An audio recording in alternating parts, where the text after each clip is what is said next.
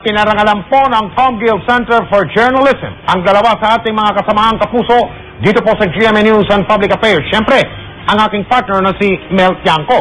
Siya po ang itinanghal na Most Outstanding Female News Presenter para sa taong ito. Pangalawang beses na po yan ang ginawad kay Carmela. Yung una po ay nung taong 2006. Tinanggap naman ang kapuso natin yan si Gigi Manicad ng parangal bilang Best Field Reporter of the Year. Mga dekano mula sa iba't ibang mga universidad sa Pilipinas ang pumili sa mga nagbagi. Ang parangal ay ginawad sa ikatatlong taunang Conference of Journalism and Mass Communication Students of the Philippines na ginanap po sa AFP Theater sa Campo Aguinaldo. This recognition was given by the academia. It really strikes me as something very credible, something that has integrity. Ako tuwan-tuwa ako talaga na sa pangalawang pagkakataon ako ang ginawaran nila ng award na ito.